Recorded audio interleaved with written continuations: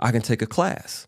Learn how to properly, professionally massage a woman. Because with the fellas, when we were younger, hey, you need a massage? We already knew you hit them shoulders for about 3-4 minutes. You might get them feet, and then you're going straight for the yams. Yeah. You just going to...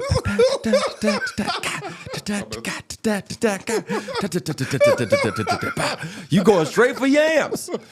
And I'm like, okay, let me do this the right way. Let me do this the right way. Let me learn how to give a professional spa quality massage to my woman. I even ordered the massage bed. No, you didn't, Christian. Yeah. You did not do that. Yeah. I still have it.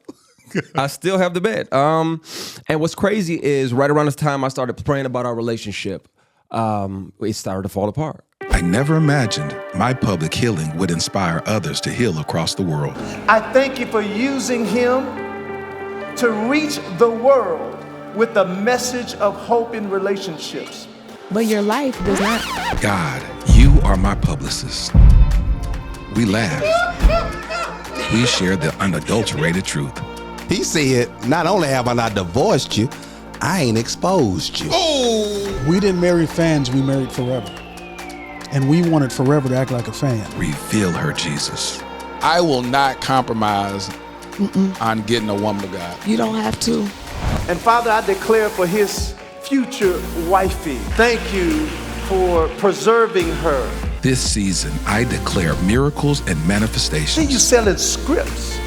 And you're unique. You ain't like nobody else. I noticed that right away. You being true to who you are, you're going to attract. It's a Hebrew word, hayil, and it was translated wealth. And it means people, it means men, it means resources, and it means means. I'm Lateris R. Whitfield, and this is the Dear Future Wifey podcast. Welcome to the Dear Future Wifey podcast. I'm your host, Lateris R. Whitfield. Listen, are you still shacking up with us? If you're still shacking up with us, come on, can we get a commitment? Hit that subscription button and subscribe. Listen, man, this season has been rocking. Normally we do about 21 episodes. I'm just gonna let this thing keep going forward as we are in this season of miracles and manifestation until God says, all right, that's the last episode. Now time to move to season 7. But as long as we're rocking with this, we're gonna keep rocking, and I'm just in awe of the amazing testimonies that are sliding in my DMs or even in the comment section on YouTube. I read them, and I'm just grateful that y'all are finding hope, encouragement as we are all on this journey together. Those that are married, those that are single. Let me tell y'all this. What is it? June the 2nd and the 3rd will be in the Bahamas. We're currently #1 in the Bahamas in relationships. So, hey, we're coming to Freeport and Nassau. Freeport on the 2nd, Nassau on the 3rd. Make sure that you go into the description on this video so you'll be able to find out more information on how to get tickets for that event. It's going to be absolutely amazing, man. I'm just so in awe with what God has been doing as he's been increasing this platform. Well, today's episode, I get a chance to chop it up with my brother. I've been knowing this brother for many, many years. What I love most about him is his willingness to be transparent and honest. The mantra of the podcast is we keep it lit, we live intentionally transparent, and I thank y'all so much for just creating a safe space for my guests that extends not only from this platform, from when they are in studio, but all the way on these social media streets, because a lot of platforms can be very vicious with people when they are sharing their truths. And I love y'all, and I thank y'all so much for providing that safe space for my guests. So without further ado, welcome to the Dear Future Wifey podcast, my homie, Christian Keys. Hey, and congratulations, man, on the success of all this. I'll say this. You've created an honest space where it's not a blame game. Yeah. And when you build something honest, it resonates with people. And I think that's one of the many reasons folk keep pulling up and watching and loving the podcast. It's one of the reasons I love it. So Thank you again. And you also, just real quick, bone to pick with you. I ain't hear about this Bahamas. Well, see, Christian, I'm hiding your luggage, man. I'm going, why wasn't I invited? Listen, you should have been coming with us to Jamaica, but it had been a whole problem. So Jamaica is May the 4th through the 7th. It's sold out in a month. I feel some kind of way. I know, and you should, but it'd have been. You see, if I would have took you there, it took a lot of distraction. It would have just took all the attention away from me. Okay, well, we want to focus on the podcast and the great work that you're doing. Because if I had you there, they wouldn't even know I was there. The next one of these island things, I'm just gonna pop up out of somebody's luggage. I'm going. No, I'm gonna have you come. Okay. Will you be willing to do a trip like that? Come on, man. Okay. All right. The blessing of being your own boss, thank you, Heavenly Father, is that you can carve out a little time. You can carve out some you time. Yeah. And you can say, you know what, I'm going to take this 4-5 days and schedule everything, all these other wonderful things around it. Yes. But for this 4-5 days, I'm going to get some sun. I'm going to be a part of this wonderful podcast over here. I'm going to see some of these amazing people down here and show some love and learn some stuff and have a moment. All right, so y'all hear that. All right, we're going to end up doing the trip in the future where Dear Future Wifey podcast teams up with Christian Keys, and we're going to go do... Oh boy, that's gonna be a whole problem out there. Let's go. But I need some men. See, if we do this, Christian, we got to get men to show up. Well, I think there's a lot of us out there that are grown, mature, understand, self accountability, understand growth and development and what we really want. And those are a lot of things that you touch on here on the podcast. So I don't think you're gonna have a problem finding guys that want to go and people that people want to talk to and hear. All right, well, that's the goal. I've been wanting to get a lot of men to participate in trips like this. Men, we don't, you on social media, you see these women taking these girl trips all the time. Yeah. But we really don't see a lot of men talking about, hey, dude, you want to go on a trip together? You know let's go. Yeah. Let's go make some, like that's what me and my oldest brother, who's one of my heroes, and my dad, we end up taking a lot more trips now because I want memories. Good. I want concerts. I want, museums. I want trips. I want beaches. I want to travel and make some memories so we can look back and laugh our behinds off and have some, some things to go back to. Well, is it hard for you, like, when you're on trips like this, do you find in those moments when you're in your hotel room, you sit there and like, man, I wish I was here with my person? Yeah, I do. Yeah. Absolutely. It's even this season of my life. Yeah. So many wonderful things. Writing new shows, writing new films, selling new shows and selling new films, creating a whole new album. Putting it out there, manifesting under that veil, because I've never been under that veil. Yeah. And not having a woman to share that with, my person to share that with. That does kind of, that's yeah, I'm telling you. And you and I had a nice in-depth conversation, and something derived from that conversation where I was like, hold on, you're a hopeful romantic? Yeah. Like me? Like, what is that? And I said, hold on, we're going to say that to the podcast. We're going to unpack that, because most people would assume that you're not really thinking about being with no woman and being committed, that you are enjoying the fruit of your success and just entertaining as many women as possible and have no desire to get married. And it's the complete opposite. Now, be clear, I like me. I like my peace. I like my Netflix. I like a little glass of red wine and put my feet up or sit in my massage chair in the living room and they do the thing with the thing. But I also miss having a person to schedule nap dates with. You know what I mean? You always talk about these nap days. Why are these nap days so important, Christian? It's a thing. It's an amazing form of intimacy. Literally, like after a good breakfast on Saturday, you just literally, hey, we finna let's curl up. You ball up on my chest. I'm gonna kiss on them baby hairs, and we gonna sleep, and we gonna breathe, and we gonna be around each other. It's just intimacy isn't always a sexual thing, and Facts. a lot. When I was younger, I didn't understand that. Yeah, me neither. As a grown man with the capability of growing chest hair. I understand that intimacy isn't just, bow chicka wow wow. Yeah. It's hand holding. It's grazing her shoulder or playing in her hair as you're walking past her. Yes. If she's in the kitchen doing something, it's flirting with her, it's playing with her, it's rubbing her feet, washing her feet, it's washing her hair. It's those things. You said washing her hair? Oh yeah. You got to wash the hair. Christian, you over here, hold on, Christian. You over here washing women's hair? If she let my last girlfriend, my last woman, she used to let me wash her hair sometime. And it's such a, now I'm gonna be transparent. It may lead to something. Chances are, it might lead to something. But that's not the intention. The intention is the purity of that moment and the closeness of that, and her there closing her eyes so she don't get no shampoo in there, and you in there and you taking care of your person. I think that's beautiful. I think it's sexy. Hold on, are you shampooing her head over the sink? No, or you in the shower. I see, I already knew it. So of course it's gonna lead to something. Wait, but not always. But not always. You know, the point isn't for it to, you know, you don't do it with the intention of leading to that, to the nookie. You do it with the intention of the bond and the closeness, and then you rub the conditioner in there, and then you leave that in there for a minute. You know, you might bathe your person. I'm an old school, hopeful romantic, and I think there's a difference. We talked about this. Yeah. I think there's a difference between back when I consider myself a hopeless romantic. Yeah. And now that I'm understanding of what I want, need, can't deal without, and can't deal with.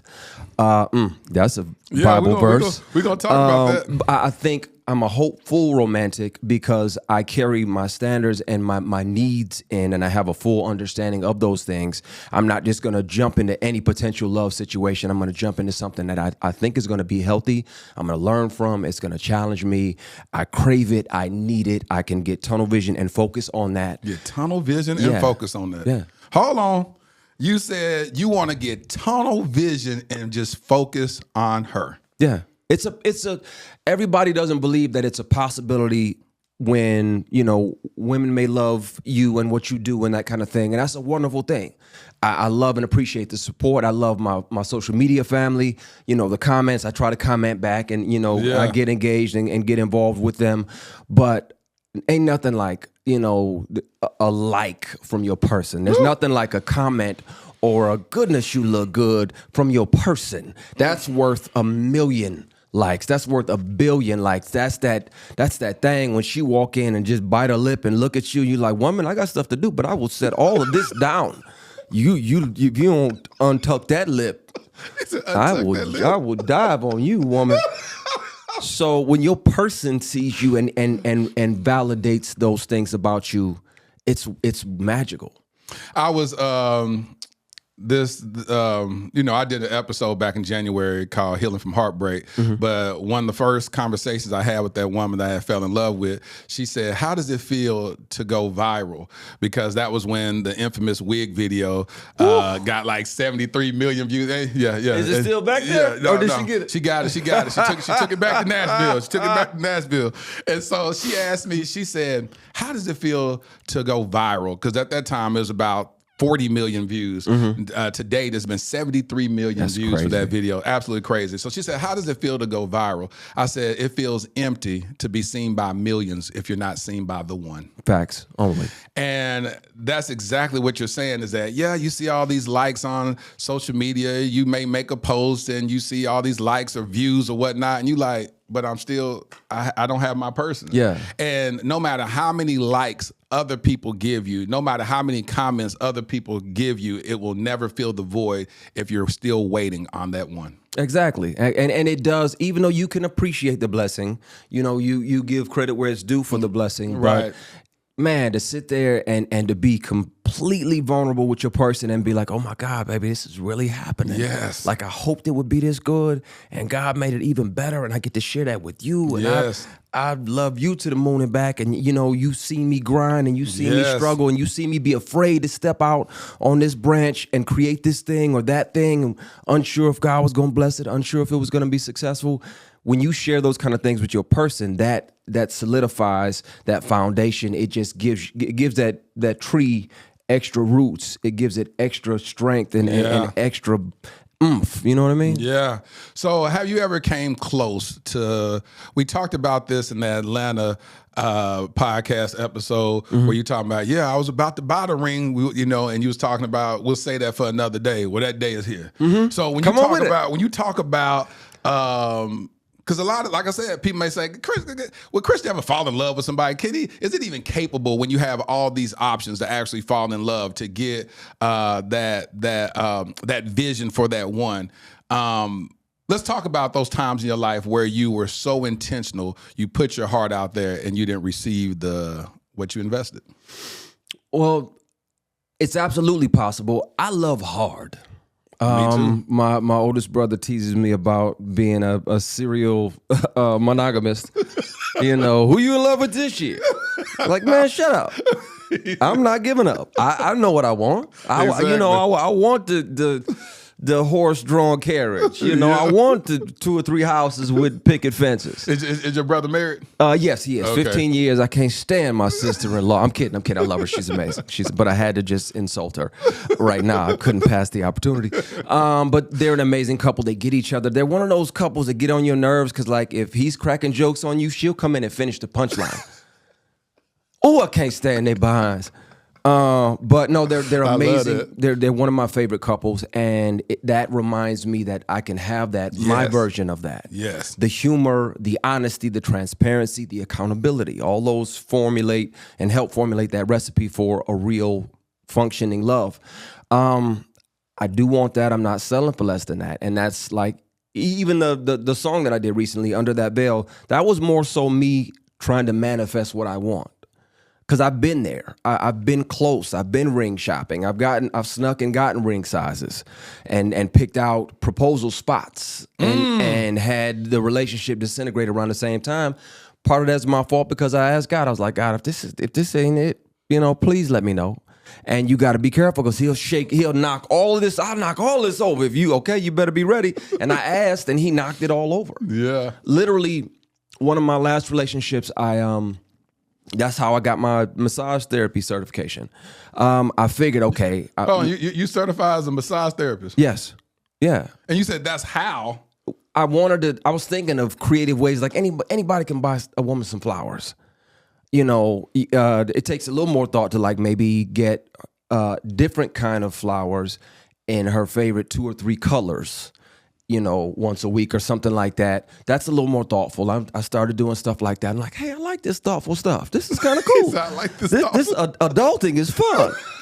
So I like this thoughtful stuff. She would come. I used to be over at her place like probably 5-6 nights out the week. I barely kept my, you know, this was when I first got to LA. I barely kept my spot over there to keep my furniture at. I was always over there. I was in love. We were together for like 3 years. And I was like, man, she always complaining about her feet. I wonder if I can take a class, you know, learn how to properly, professionally massage a woman. Because you know, with the fellas, when we were younger, you know, hey, you need a massage. We already knew you hit what that them was for. shoulders for about 3-4 minutes. You might get them feet, and then you're going straight for the yams. Yeah. You just going to.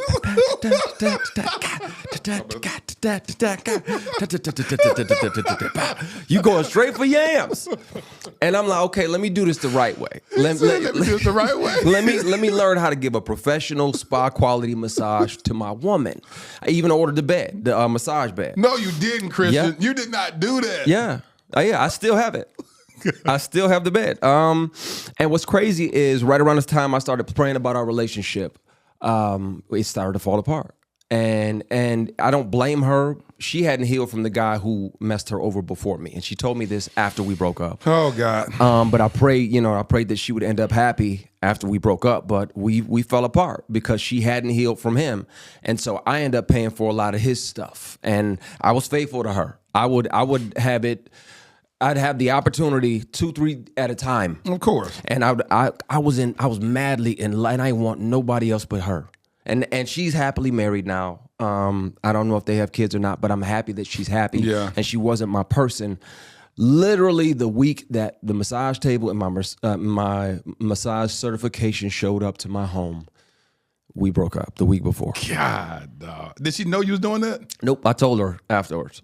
She was like, what? I was like, yeah, you blew it. But we're cool. It's amicable because we learned, and she knew she had to heal. How long was the relationship over before she revealed that she needed to heal from the past? I called her about a year after we broke up. I was pulling up the Bible study on a Wednesday night at one church. And this is back when they were in the Valley, PT. And I was like, it was on my heart to call her. And she picked up. And I was like, hey, I said, you know, just for clarity, I know you were insecure or concerned about fidelity. I never cheated on you. I loved you to the moon and back, and I was looking for your ring. I had the spot picked out where I was going to propose, this spot on Sunset Boulevard. I got my massage certification and the table that showed up the week after we broke up. But just so you have some peace of mind, I never messed around on you. you need to heal from that guy before me who cheated on you and rubbed it in your face. And so that way you can be happy with whoever you end up with next. But I pray that you're happy.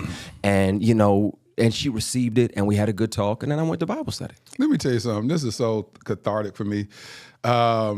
What I didn't reveal in that Healing from Heartbreak episode is that on March the 18th, I had plans to propose to said individual. Oh, wow. And so it's like, yeah, it's crazy because I had it all planned out. I had everything. I have stuff in the works, you know, and then I was just like, so when it happened, it's like the whole future collapsed. Yeah. Because it was like I had all these plans, and when a man becomes intentional, he makes plans. You know, he's like, I'm gonna do this, I'm gonna do it this way, and then when it all falls apart, you like, yeah, well, ain't that something? Yeah. But it's important that you said that she hadn't healed from the trauma from her past relationship, and you said that you had to deal with the consequences of that. Yeah, and I don't think that was fair, but I do appreciate the lessons I learned in that relationship. And again, just selfishly, it taught me how to be more thoughtful about my other person, how to do a better job of prioritizing her.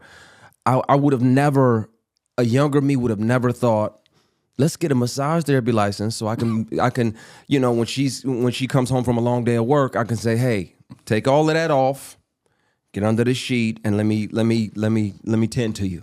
Let me get you right. Let me get them feet, them hands, them shoulders, them thighs, them calves. Let me, not in a sexual way, let me pamper you a little bit and just so into the amount of love that I have for you. When I say this is so scary, because when I was married, I was going through this rough season in my life, and I said, so in the condos that we had this room that had a massage room, but it's for all the rich people that lived in the building. They could have their personal massage therapist show up, and then they can go down to his room. I said, this would be a great opportunity for me to go get a license in massage therapy, and then I can have my clients come down there, and it's rent-free. I'm already paying for it with my condo, and so I was like, this would be perfect. And then my ex-wife told me, she was like, you ain't gonna be rubbing on nobody except me. And I was like, well, I will rub on you, but can I also make some side money? You saying that you was just gonna get it solely for her? Yeah, because first of all, I've been a personal trainer for more than 20 years, so I'm familiar with the human body. Okay, you know, putting together programs for men and women, you know, to lose weight, tone up, get healthier, mobility, flexibility, all of that good stuff. So it was kind of second nature. I understood right away some of the stuff they were teaching us, which muscle fibers go which way, and how to properly massage different muscle groups with different techniques and stuff. So I was like, okay, this makes sense from previous training. But yeah, I didn't need it or want it for anybody else. I wanted it for my woman. If you give somebody a real foot massage and you know where you get them pressure points, and you get to them toes and you get underneath that Achilles and you get down there by that heel bone and you work that thing. Christian, you messing with all the women watching this right now. I'm just saying. I hope your feet tingling at home.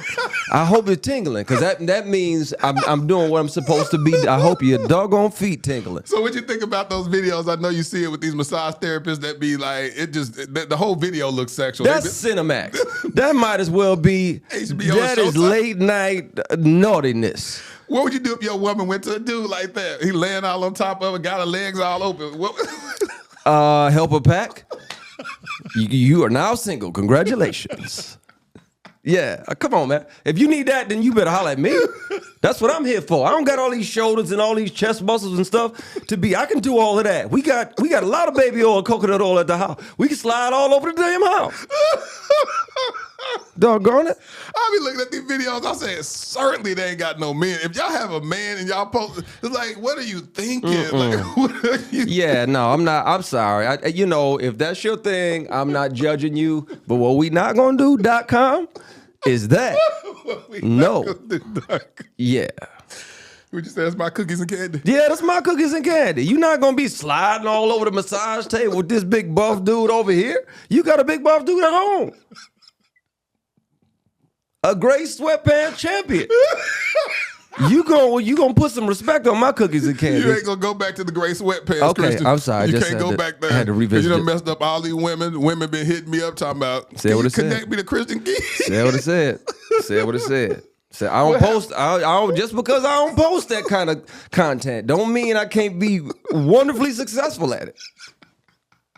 I'm gonna be on the podium. I'm getting gold, silver, or bronze. I'm medaling. He said I'm medaling. I'm a medal. So listen, when you did this, we're gonna go and touch on that. We did the live podcast at Newburgh. What kind of feedback did you get? I got a lot. Thankfully, I told you I learned a while back to turn my DMs off. Oh God. Because you don't want to be out shopping. You don't want to be in Macy's or Nordstrom somewhere, and then you scroll through your DM and it's a random areola or two in there.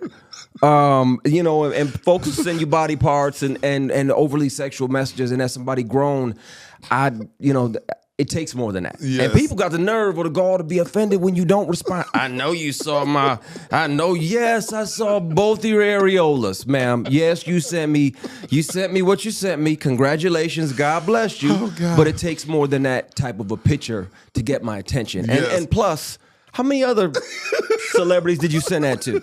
How many Clippers and Lakers and Dodgers and actors and singers did you send that to? Did you send it all at once or did you send them separately? Did you send it to Trey Songz and Chris Brown?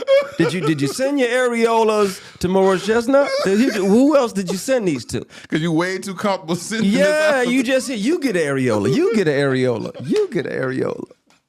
No, man, I need more than that to grab my attention. God. Oh God, what grabs your attention, Christian?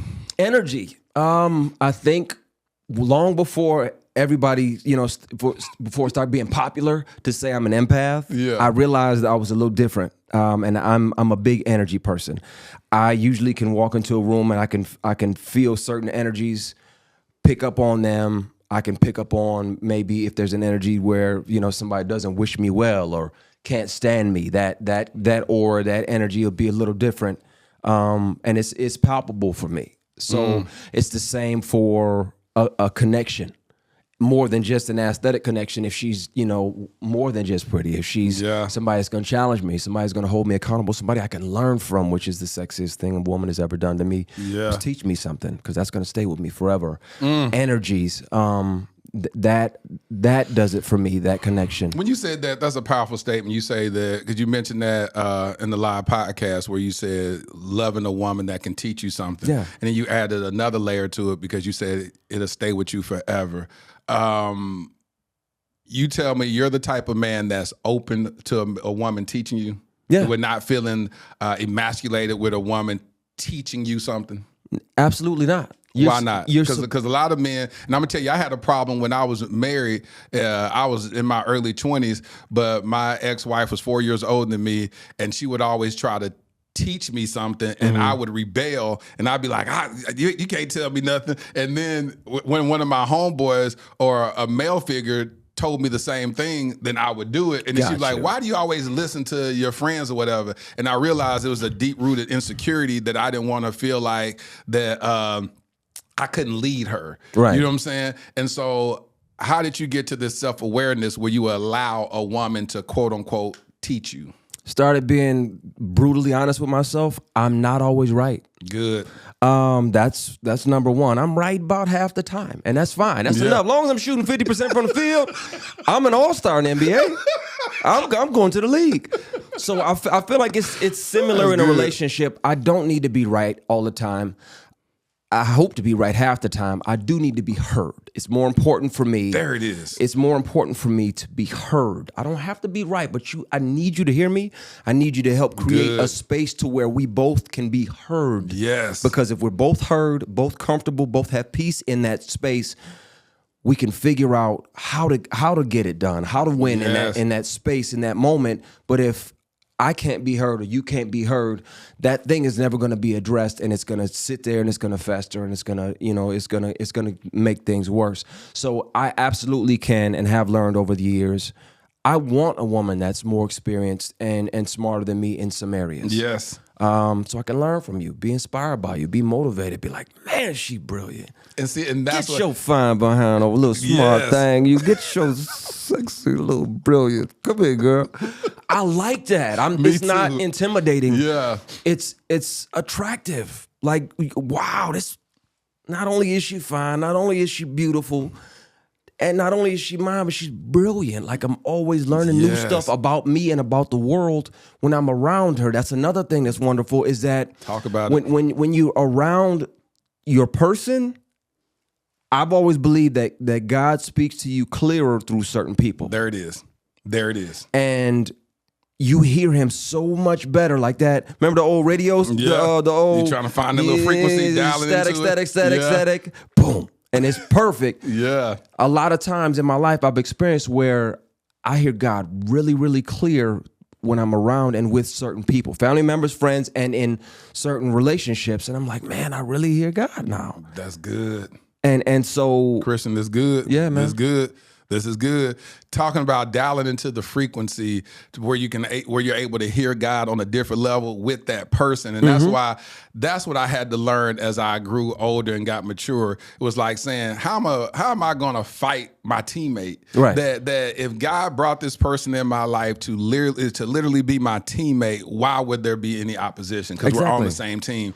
But even on the deeper level, what you just touched on is the ability to welcome that voice and you know that person is tapped into God. And you're welcoming that voice into your life to say, I hear God a whole lot clearer with you in my life. Yeah, and pray for them and with them, not as, oh, we pray together, but no, I'm like, I need to pray for you. I feel it in my bone marrow that I need to pray with you and for you, not just bless our food. Yes. But when you're going through something and you lose a family member, I'm going through something and I lose a family member, or I'm worried about this, or I'm stressed about this, or, it's pandemic and you worried about your employment and this, that, and the other, just to let me cover you, let me cover us, let me cover this thing that we're building in prayer together, where two or more are gathered together in his name. Yes. And let's build on this. That's remember we were talking about intimacy earlier? Yeah. That's intimate AF. Yes. That is very, very intimate. Yeah. Genuine prayer for your person. That's something I can build love out of. There it is. Woo! Yeah, I just got chills. Me too. I got sleeves on, but you can see chicken skin. Look at all them bumps on my arm. Chicken skin. Man, let me tell you something. That right there did something to me, boy. Good Lord. So yeah, man, I'm a hopeful romantic, brother. This is so liberating for a lot of men to hear this, because this is the rhetoric. This isn't what we typically hear, because like I said, in these social media streets, I always talk about it a lot, where I talk about the red pill community, the pink pill community. It's something that I want to silence. I want the healthy conversations that are birthed from the Dear Future Wifey podcast to eradicate that foolishness, because it's so unhealthy, it's so toxic. And but to hear men, I was talking to this one lady in Jamaica, Soy, that's her nickname, is Soy, and she was telling me how she had sent me this DM saying the podcast is so powerful that she won't date a guy unless he watches the Dear Future Wifey podcast.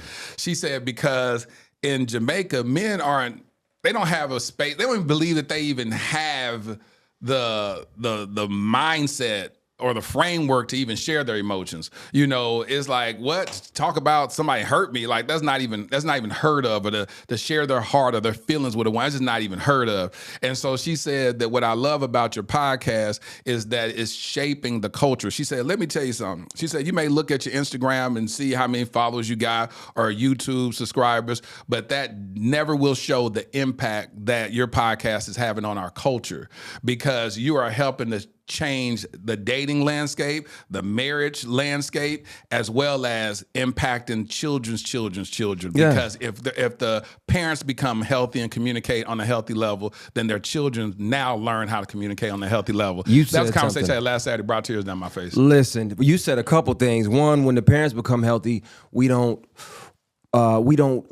revisit that trauma on our kids. There it is. So we have to heal. That's one thing. Two, as men, we were taught that talking about our feelings meant you were soft or weak, or in the 80s they would say, that's you a punk, or that's gay. It's not gay. No. I'm a whole entire man. Yeah. And sometimes I'm not okay. There it is. Sometimes I'm hurting. Sometimes depression is a real thing. Anxiety is a real thing. Uncertainty and insecurities are a real thing. And you wonder where your life is going and what kind of direction you have, and is it going to be as good as I hope it is, God, and I hope it is, but I'm nervous about it and I'm scared sometimes. Yes. And it's okay for us not to be okay, but it's even more okay when you talk about it. It's no longer a sign of weakness, it's a sign of strength, if anything. There it is. And then the other thing is, I mean, we gonna go blue the whole. I just noticed. I'm like, hey man, what are we doing here? What are we doing? We look like an R&B group that almost made it. That almost made Almost. Almost. Yeah, we went double drywall. Yeah. What'd you say? Double drywall? Yeah, we went to navy blue going. Hey, he said R&B group that didn't make it. Man, why didn't we make it? You ever talking about we didn't make it? We spent too much time shopping for blue stuff, apparently. But no, I absolutely agree. I think as another part of being, once you hit 40 and on, I think you embrace the adultism of it, the adulthood of it. You should. Yeah, you should. Hopefully, because a lot of 40-year-olds and 50-year-olds are still just overgrown boys. Yeah, because they're afraid to confront themselves. And when you said one day, when you made the comment that you said I had to face myself to say that I'm not always right. Right. That's what I had to face in my early 30s. I was like, Terrace, like, you're the common denominator in any relationship that doesn't work out. How do you own up to your faults in these relationships? What are you doing? Yes. And that's facts. It's not always the other person. Right. Watch this. Say it with me at home. It's not always the other person. Sometimes some of that mess is my fault. Facts. Sometimes there are things that I could do better, could do sooner, and maybe not have procrastinated about. Yes. Could have been more attentive to, could have prioritized her more. There's always something that I could have done better in that space, and now I start conversations with that instead of you. Okay, I looked at it. I think I could have done a better job here. Yes. And I can aggressively commit to doing a better job in this space because I don't think I handled that as well as I could. I know I could have done this better. I think I could have handled that better or been more clear on my communication in that space. Boom, boom, boom, boom, boom. That does a couple things. One, that lets them know that I'm thinking about us and not just thinking about me. Two, it sets the tone for the conversation because I'm kicking the door down talking about the responsibility I have in this.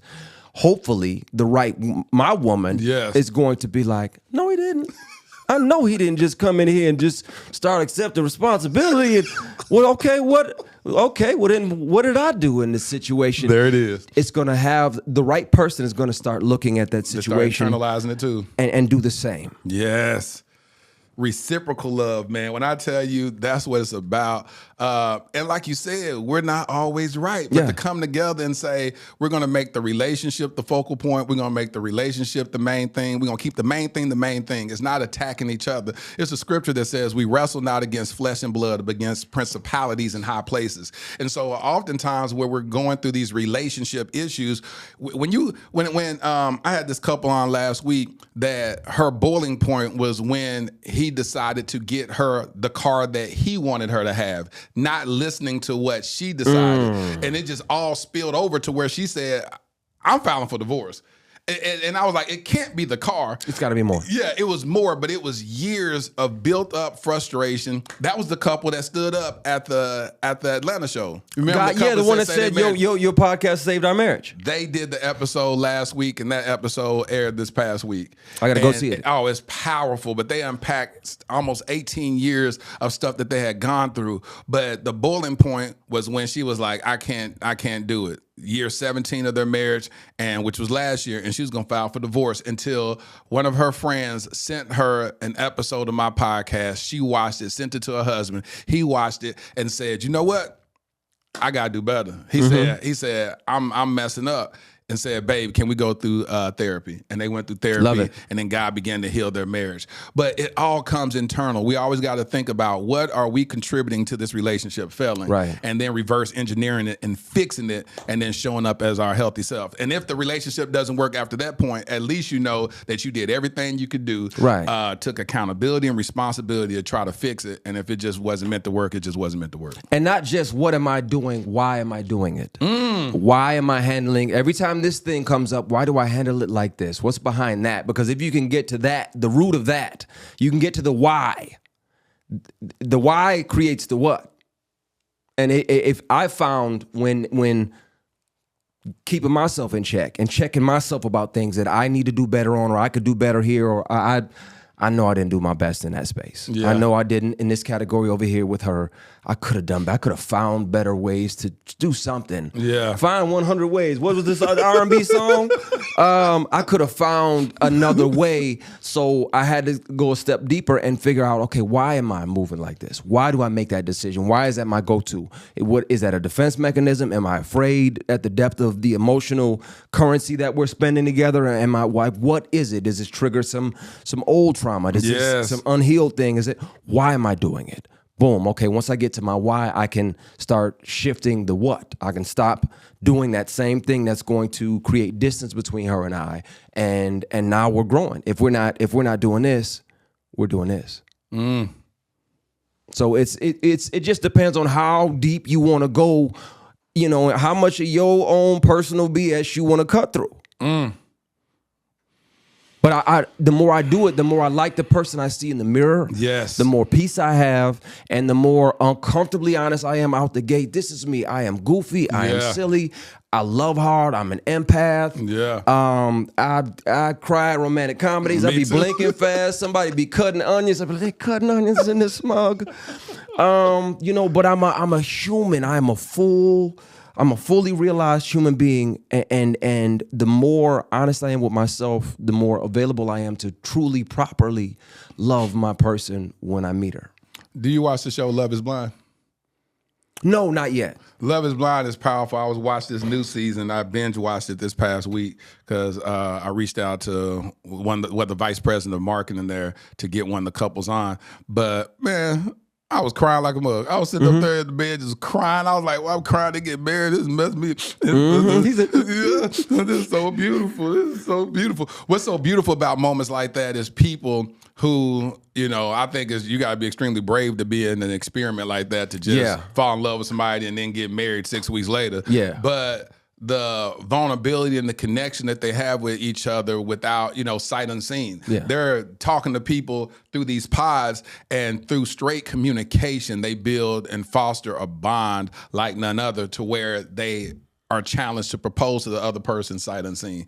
But that's an amazing thing. So when you talk about crying at romantic comedies and all that stuff. I ain't sorry. You know, that used to be, that soft behavior. But then again, as my profession, I need to be available to these random emotions, whether I'm experiencing them or not. Yeah, I have to have that availability. It'll make me a better actor. In human life, it'll make me a better person. You know, I haven't gone through this. No, I haven't been married. I know I want to. I know I crave that. I want to lift that veil and fall in love and figure out new ways to fall in love with my person every single day and create new ways that ain't even been done yet. Have you played a husband in a movie before, in TV shows? A bunch. And how's that feel? Man, I was sweating bullets first time I got married on TV. I'm talking about full on, like I had just stole something sweat.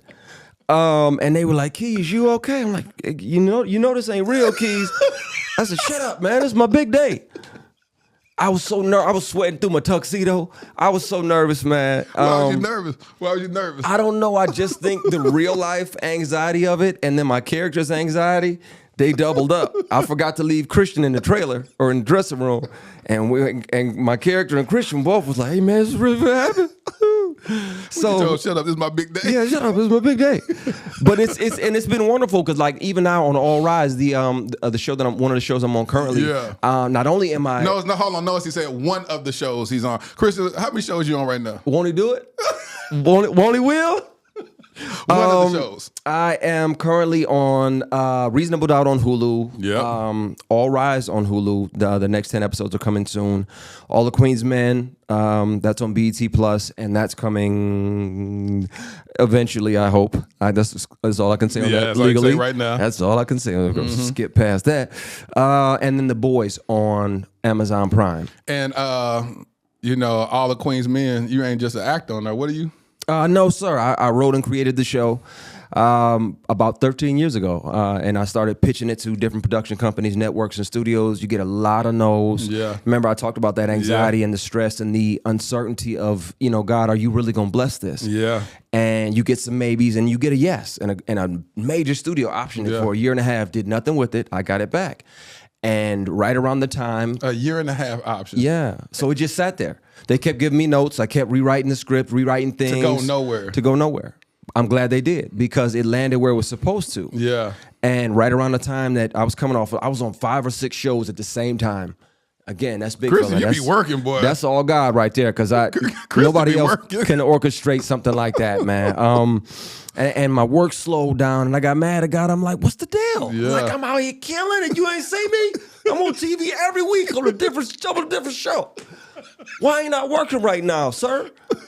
And I was mad at him, and I'm sorry. I'm still sorry. But how long was that spell, though, before you got mad? About 4 or 5 months, because it was end of the year, around end of 18, early 19.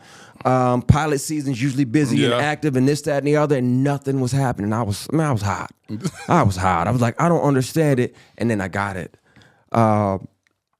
Mr. Perry did his deal with BET Plus, so I got a chance to go in and pitch 4 or 5 shows to Tyler Perry Studios. You got 4 or 5 shows you created? 8 or 9 now, and I'm pitching the other 7 now. I'm not playing with these people, man. I want to hire some of us, give us some opportunities. Chris, he trying to get this money. Got 5 or 6 movies too, and I'm finishing up the next 3 books. So Christian, when you got time to do all this? You make time for what you want to do, man. No, Christian, just like love, brother. No, hold on. No, you just said you pitching 6 or 7 movies. Mm-hmm. You got 3 books you writing, and you got 7 more shows that you want to pitch. That are written. So in your down season, that's when you start creating all this stuff. Yeah, or when I'm not filming. When I'm at home, I pull up my favorite chair to the kitchen counter right there, right on the corner, and I'll write. I'll knock out the treatment, then I'll knock out the outline, and by then, the way my ADD kicks in, the show will start writing itself. Yeah, and that's a wonderful thing to have. I don't look at it as ADD being a curse. I look at it as okay, this will help my creative side. Yeah. So it's a wonderful thing. But I went over there to TPS. They let me come in and pitch some shows, and Tyler ended up, he wanted it was Ladies Night at the time, but BET already had a show called Ladies Night, so I changed the title to All the Queen's Men because I felt that was more intriguing. Yeah, and it made you wonder, like, what is this about? All the Queen's Men, you pawns, bishops, rooks, knights, you know, and essentially that's what every character is in there. They're a pawn or a bishop or a rook or a knight on Madam's chessboard. So it's a blessing, brother. Brilliant. It's a testament that had I given up, the opportunity would have came and I wouldn't have been ready. And I'm glad I didn't give up. I'm glad he gave me the fight to keep going, the audacity and the bravery. And we get to hire 150 or 200 black and brown folks every time we go to film. That's my favorite part of this opportunity, is providing that opportunity. 150 to 200 people. That's 150 to 200 checks going home to different houses, paying bills and mortgage. That's my favorite part, and they're brother. getting a chance. Your dream, other people are able to live out their dream. People that have been actors, now they get to work. People that are set designers and costume and wardrobe, they all are fulfilling their dream. And that's what's so beautiful when you're tapped into purpose. Yeah. And the fact that you didn't give up. God said, I got this for you if you just don't give up. Yeah. Just stay there. It was a deal that I had in March with this major podcast network. And I was like, this is the deal I've been waiting on. This is amazing. We've been in talks since January. They did a background check on me to make sure no foolishness comes out that they end up getting sued later on about. All that checked out well. It was beautiful. It was the month of March, my birthday month. Just got finished shooting the episode with Nicole Kane. She was sitting right next to me when I got the call because I was like, ooh, we just got finished. So I need to take this call. I'm thinking that's the call for them to finally tell me what the money was going to look like. And because they was like, all right, we're going to go put the budget together. We'll hit you back.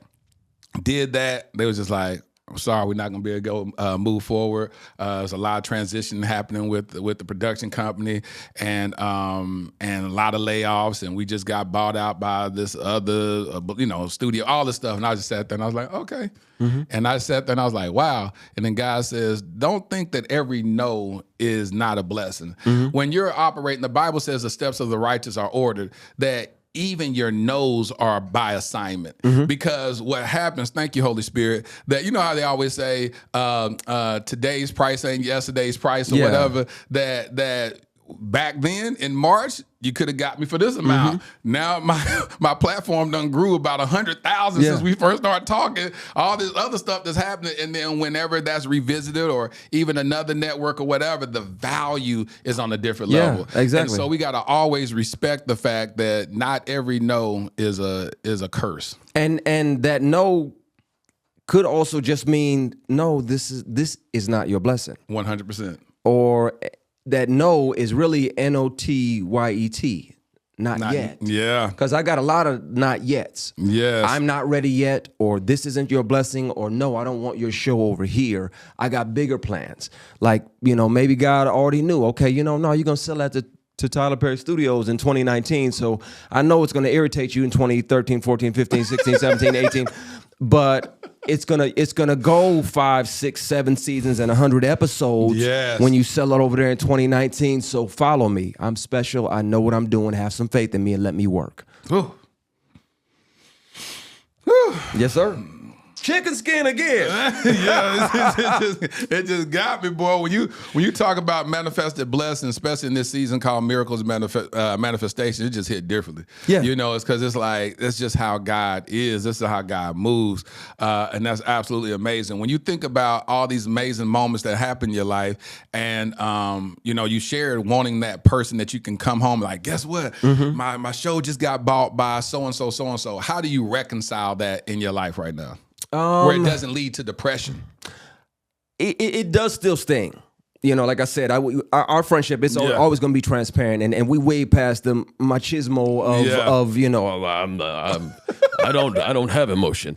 I do. You know what I'm saying? It does still sting sometimes, but I hold on to hope that what I want and what I believe I deserve, I'll get that. And that if I keep operating in my purpose, which is the area of my life that God keeps blessing. That's how if you at home and you wondering, okay, what is my purpose? Look at your life. And this is my opinion, but look at your life and look at the area of your life that God keeps blessing. That's good. That's a definitive way to know at least one of your purpose points is in that area. He keeps blessing this thing over here. So I'm going to stay active in this area of my life because this is where he's functioning, and I want to be where God is working in my life. So I know I'm in my purpose. I know I'm still creative. I'm getting constant inspiration. The things that I'm building are good. The relationships and the friends that I'm making are great. Yeah. I'm getting to touch people's life and shape people's life. So I'm doing all the things that make me feel good. The only thing missing is that. And sometimes we find those amazing people when we're not looking. There it is. So I won't go out of my way to rush things. I'm not going to settle. Having standards doesn't mean you're being judgmental, but it also it's not okay for you to settle for less than what you deserve. Sometimes people they confuse settling with being too picky. How would you speak on that? Have you ever been accused of just being too picky? Like maybe you want the perfect woman, because a lot of times people have accused me of the same thing. Be like, one of my friends was like, do you think what you really desire and want is not possible? And I was like, it's very much so possible because I see it. It ain't like it's some ambiguous thing that I see walking around. Like, this is what I know what I desire. And so can you touch on that? First of all, let me ask you, have you ever been accused of being too picky? No, not really. Too available, too, quick to fall in love, fall too hard, but not too picky. Not too picky. So you've been accused by women that you fallen in love with, that you fell in love too fast? No, like family members. Like my oldest brother, he'll pull my coattail. He has a no BS policy. At one of the reasons I love him. And he'd be like, really, man, it's been a month. I'm like, shut up. It's my big day. But it's when you're young and you're excited, and I don't fall that fast anymore. Yeah. At least give it, a couple 2-3 months. Yeah. Then I'll allow the availability for that emotion. I don't put any leashes on it, but I'll allow what's going to happen. So you don't think 2 or 3 months too soon to fall in love with somebody? At least not to start falling. No, I think it's, I'm not going to blurt it out after the first or the third date or something like that. Pastor Calamari, I love you. I'm not doing that. Okay, you rest assured that that's not gonna happen. But I think you fall when you fall. Everybody falls at different emotional speeds and pace. But I'd be doing myself a disservice if I kept that part of myself cornered off and not out and free to connect and mingle and meet and potentially fall. I enjoy the fall, but I also want to stay there. Like I've loved in a recent relationship a few years ago, but I wasn't in love. And there's a huge difference there too, and you got to know your difference. And she asked me, and I told her, I was like, I don't think I'm in love with you. I said, I know I love you, but I'm not sure if I'm in love with you, which means I'm pretty sure that I'm not. And that's a tough conversation to ask. I mean, to have, but don't ask me anything like that unless you want. I'm too old to be sitting here, and my memory ain't good sometimes. You don't gotta have a good memory if you just say what you feel. Say it nicely. He said you ain't gotta have a good memory if you just tell the truth. And I was being, and you know what? That garnered respect from her. She was like, well, you know what? I appreciate you telling me and being honest because I know that wasn't easy. And I'm like, well, I'm not gonna BS you. Yes, I love you. What's the difference? Oh my God. It's night and day. Love is the ground floor of a home, a good home. I think being in love with somebody is that foundation. It's that basement. It's the concrete that can hold the weight of every decorative, beautiful, pleasurable thing that you build on top of it. And it gives you roots and it gives you depth and availability. And I think love is here. I think in love is in your bone marrow and in your DNA. And I think like you when this person inhales, you exhale their breath. That's that in love. That's the chicken skin again. There it is. You see it right there. But I think it's night and day. I think to love somebody is a wonderful thing. But in love, the world stops. When you hold that person, the world stops spinning just for a little bit. That's the difference. Well, that's gonna be a real.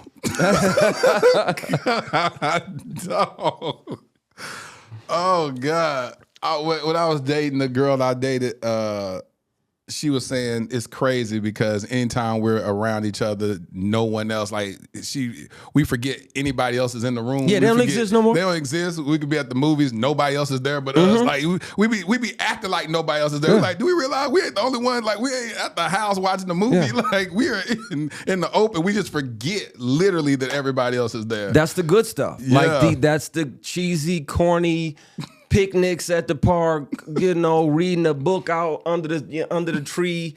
That's the good stuff. The Love Jones, love and basketball stuff. That's the good stuff, man. When you forget about time and space. Yeah, you got responsibilities. Yeah, we got stuff to do and goals to accomplish. But man, when your relationship it's like a vacation. And when it feels like vacation and home at the same time, when your person feels like home. There it is. And your relationship feels like a vacation. That's the good stuff, man. That's the good stuff. And I want that. I deserve that. I bring that availability to the table. I bring the amount of work that it's going to take to do my part to the table. So I refuse to let myself settle for less than that. Man, there's people crying right now. Listen to this episode. I just see it in spirit. Just people just crying. How I know? Because I was about to cry. I'm saying, man, and you know what's crazy? You don't learn these things unless you experience them through a real relationship. Yes. Because you're looking at it like, what does this feel like? So I can understand it. So I can get it up here. I feel like I'm at home with you. I feel like this relationship feels like home. This love feels like vacation. Like that. I want that again. I want that permanently. I want to be able to build and trust that the person is there for me and not going to ask for a flat screen TV or a handbag or some red bottoms on the third date because, they you go to the bathroom and they Googling your net worth when that actually happened. I came back and she was Googling my net worth. I was like, yeah, cancel the appetizers. You know that happened to me. I'll share this. I'm going to be straight up transparent. Spill it. Oh God! So in 2020, one of the things that led for me taking the vow of abstinence in the month of November, I went on a date with this girl, and we sat down. She said, "I know what your net worth is." I said, "Please humor me. What is it?" She said, $3.5 million. I said, "Really?" I said, "Well, absolutely no. I probably got $3.5, but I ain't got no $3.5 million." She said, "Yes, you do. Yes, you do." I said, "No, for real, I don't." And I said, "Google it. I want to see it again." So when she Googled again, it said I had $8 million. I said, I said, "When'd you do this?" She said, "Last week." I said, "Between a week, I done got almost $5 million." And I said, "You cannot trust this stuff." No. So she just literally she was like debating that wasn't true. I said, "I promise you ain't worth no $8 million. So, or $3 million. Put it around 3,500, and then that's safe." Hilarious. So I told her all this. She's like, nah. So then we went, I was dropping off. I've never told this story. I was about to drop off at her place, and she said, "You always just drop me off and just leave or whatever." She said, "Why don't you stay and just talk? Let's just sit in the carport area and just talk." I said, "Man, I just got off the plane. I'm ready to just go back." And she said, "Can you just talk?" I said, "Okay, cool." So we sat there, we talked. After about 5-6 minutes, she said, "Okay, now it's good. Now we've talked. We good." I said, "All right." So then I went to go drive her and drop her off with the doorman because it was like she lived in these high rise. And then when I was pulling around the corner of it, my truck scraped this pole and it put a big old gash across the side of my truck. So I was like, "Oh my God." And then I was like, "Man, all right." So I went to go open the door. She's like, "Why don't you just come upstairs for a little bit?" I said, "Nah, I'm frustrated now. I'm just gonna go. I'm gonna go to my office. I'm gonna work." And she was like, "Just come upstairs." I said, "No, I'm just let me just go." She said, "Why are you so stubborn? Can you just please come upstairs for a little bit? Let me just take your mind away from everything." I said, she said, "Just please." I said, "All right." So I parked, went upstairs. She goes in the room, changes her clothes, come out with these little house shorts on. These little, you see? Not the house shorts. House shorts. You already know what the house shorts are. The house shorts. What are the house shorts, Christian? The teeny tinies. The teeny weeny shorts committee shorts.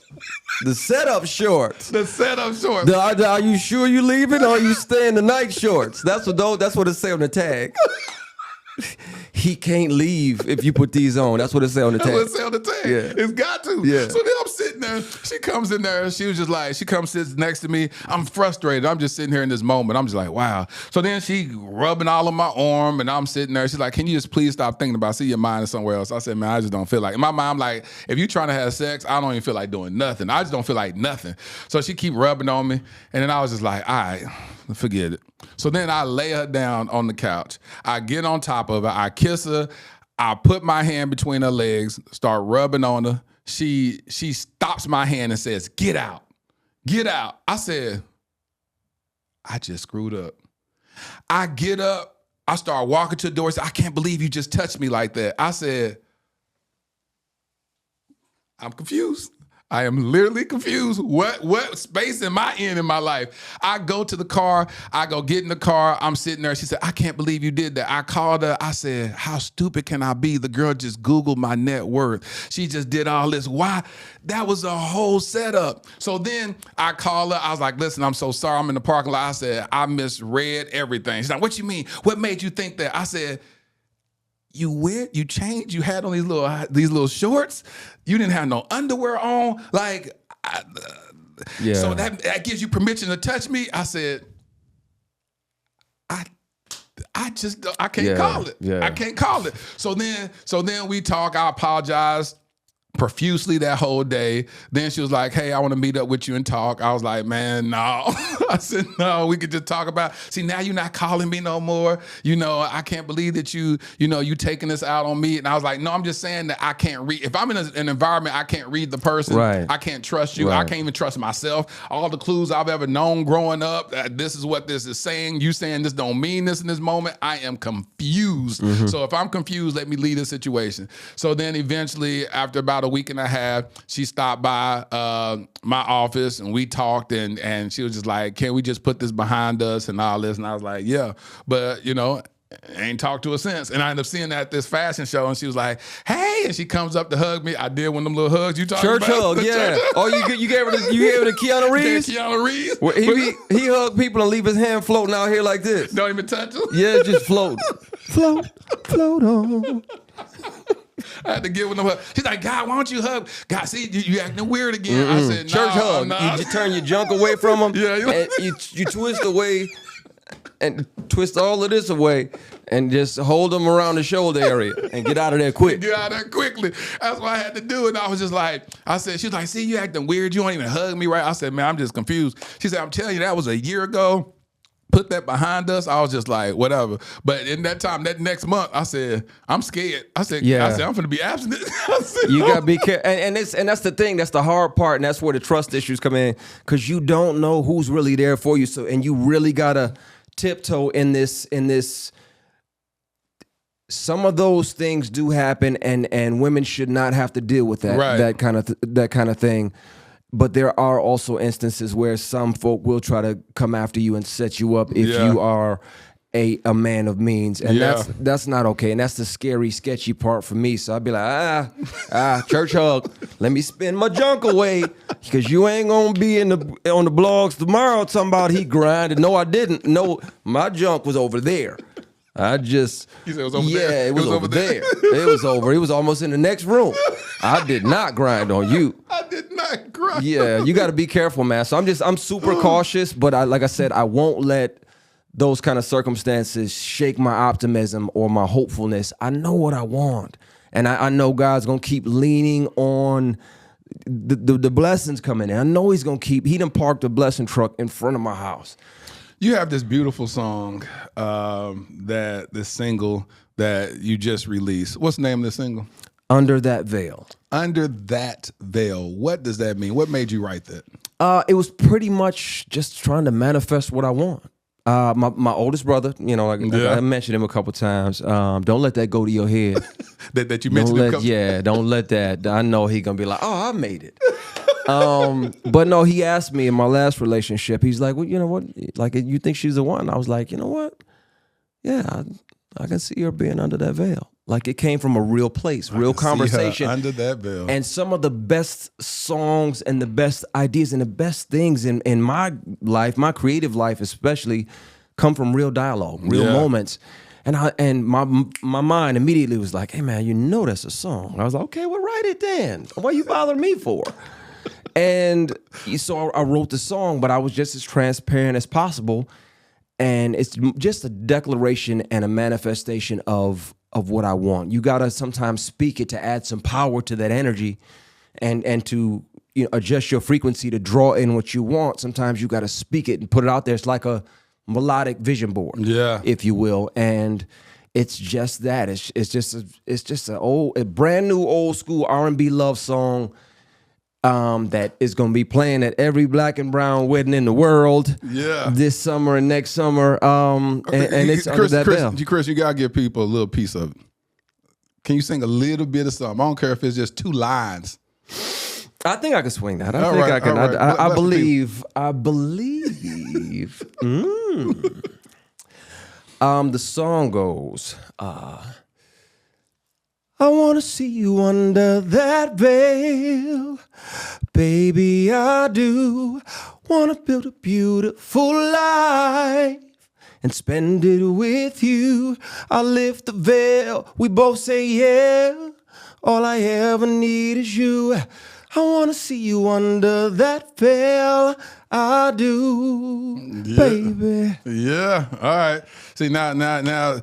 See, luckily you turned your DMs off, because you just now they just gotta say whatever they're gonna say just under your post, because you be creating problems out here. You be creating problems, Christian. I just, like I said, I'm intentional. We move in with intention, with purpose, on purpose, in our purpose, man. Yeah. And I want that. I know God just shows off sometimes. He's a genius and a comedian. I would like to have my woman there with me. As I grow, I can grow more with your person. You can grow more with an amazing woman. Hopefully, she'll be able to grow more with me. But yeah, I'm not giving up on that, man. I know what I want. I know what I deserve. It's crazy. A lot of people, you made a post about coming out with your album. People like, I didn't even know, because people know you as an actor and all the other stuff. Of course, I've known you for years. Most of your audience didn't even know you could sing. Mm-hmm. I never really, and that's another thing about growth. I never really pushed it. Like I got so comfortable in the acting space, and that's why God. Because you start off as a singer. Yeah, And yeah. then- I thought I was gonna be Babyface 2.0. Brian McKnight 1.5. I thought for sure I was gonna be a crooner, man, and they were gonna come pick me up in a limo with $1 million check. And God was like, "Yeah, that's cute. That's not gonna happen." And he started blessing my acting, and I got so comfortable over there that I neglected these other passions that God gave me for other ways to create and paint and express myself. And finally, he kept nudging me about this. Last year, I demoed a bunch of songs for some of the biggest artists in the world, and I couldn't even get the songs to them because I had not established a track record as a strong songwriter. So God was like, well, I gave you the song. So you going to sit on them or you going to put them out and let me bless them? There it is. And I was like, I got you. I'm going to put them out. So the album is done. The album will be out in July. People are loving Under That Veil. I've gotten hundreds of people saying, this spinning at my wedding. There it is. I need this at the reception. We gonna line dance to this. I'm like, bet, do it. Send me the video so I can line dance with y'all. That's gonna mess you up, huh? When people I start love it, sending man. you the videos from their wedding, Yeah. that's gonna have you crying them tears. That's what we do it for. Yeah. You create, and hopefully, you it expresses what you want to express, but hopefully it touches some people in the way that you want to, and then it's gonna surprise you in the way that it affects some other people. Yeah. That's the why. So the song is available on all streaming platforms to Everywhere, download? yes. Listen, let's blow Christian mind. I want y'all to go out and y'all download that song when the album dropped. Download it. I want his mind to be blown. And when you think about how much it costs to download the song, it's like $1.29 or something like that. It's like if you ain't got that, we got some prayers that we need to have. So go download his music. Blow his mind where he can look at. We have this thing called the Dear Future Wifey effect, that when people come on the podcast, we have such a supportive fan base that they be like, oh my God, they done made my book #1. They done bought That's all amazing. my stuff out. And so I thank the supporters of the podcast for just making my guests feel loved. Like they don't come with me talking about I'm gonna charge you for an interview and none of that stuff. They be like, hey, I'm coming. We chop it up. A lot of these people y'all see on the podcast are my personal friends. So we just come, we just talk, we have fun. But I also like to be a blessing to those people that are blessing me, because as y'all know, this is my personal journey. So I've extracted so many gems that Christian has dropped and deposited in my soul that I'm gonna be chewing on for a lifetime. So man, You and me both. I always learn something when we talk, man. And that's one of my favorite things about our conversations is not just I'm not the only one dropping jewels.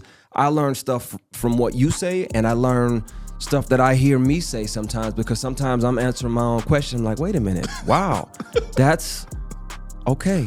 Okay, but again, you hear God clear through certain people. 100%. So, and thank y'all. Y'all, Under That Veil is available everywhere you stream and buy music. I love the song. And anybody who, whether you found love or whether you're still looking for it, if you still believe in real love, if you're still a hopeless or hopeful romantic, this song is for us, all of us. Well, thank you for closing us out. That's the perfect closeout. Hey, y'all give it up for my boy Christian Keys, y'all. Ladarian, thrusted suddenly into Child Protective Services in 2015. My nephew, Black, a boy. The likelihood of being adopted outside of kinship, slim to none. Armani, 16 years old, Black, a boy, with 5 years in the foster care system before I even knew his name. The likelihood of ever being adopted, yep, you guessed it, slim to none. While Ladarian and Armani were trying to survive and barely thrive in an overpopulated and underfunded foster care system, I was living my own life, doing well professionally. Having been a single father with a daughter who at that point was doing well in college, it was my time to live my life, right? Wrong. I felt unsettled, tireless, agitated. There are just too many of our Black children stuck in ambiguity and in the limbo of the foster care system. In 2017, I legally adopted my nephew, Ladarian. Fast forward to 2019, I had no ties to this other young king, but I felt God instructed me to adopt him also, and I obeyed. Starting over with parenting should have been enough, right? Working with various foster care and adoption agencies to help bring awareness to the countless young Black kings in the foster care system should have decreased my agitation, right? Joining the board of directors of Advantage Adoption, an organization that helps find permanent adoptive homes for children in foster care, should have led to some type of resolve, right? No, not at all. None of it felt like I had done enough. I now realize that every one of those experiences was laying the fundamental foundation for my life's mission, Kingdom Royale. Kingdom Royale will be a luxury, state-of-the-art home for foster boys. Our first location will be in the Dallas-Fort Worth Metroplex. We will utilize the whole person approach that instills identity, empowers them to advocate for themselves, and enlightens them regarding new perspectives and limitless options that they thought were impossible. Though the young kings will attend the local public schools that are in proximity to Kingdom Royale, our at-home curriculum will broaden their worldview through participating in the arts, attending various cultural events, learning about and engaging in multifaceted discussions about current events and even relevant historical contexts, introducing them to gardening and landscaping and even caring for our animals on our farm and on-site stables. We just launched our Startup Capital campaign with the goal of raising $2.8 million. Now, why $2.8 million? Well, in 2017, I created a web series in which I performed random acts of kindness for targeting the homeless community. One of the most notable successes was that one of the videos went viral, garnering 28 million views. However, one of my biggest regrets is that I didn't raise a single dollar to help in implementing a more sustainable plan for the homeless community.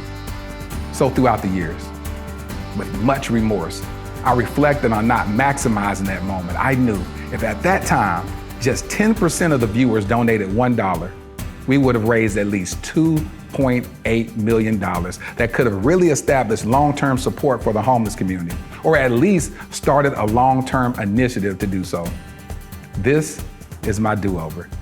This is our new beginning. Together, we can attack this at the root by specifically helping our homeless Black boys who are already disproportionately represented in the American foster care system. I'm Laterris R. Whitfield. I've been nominated for 3 regional Emmys documenting my work with the homeless as well as my personal adoption journey. Despite those accolades, the greatest award for me is truly providing the infrastructure for a transformed life. Visit kingdomroyale.com for more details. Crown a king and make a donation today.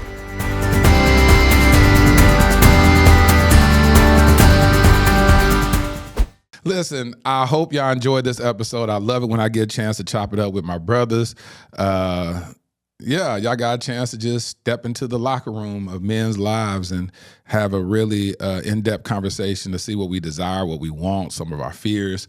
And I just thank Christian Keys for showing up lit. You know, we live intentionally transparent. And so I thank men all the time when they're able to be vulnerable with the world. Because that's a hard thing. It's a hard thing for men to be vulnerable. A lot of men are tapping into the Dear Future Wifey podcast, saying they're finding so much value and reference for men who are able to show up and share their emotions. That's not promoted a lot in our communities or communities as a whole when it comes to manhood.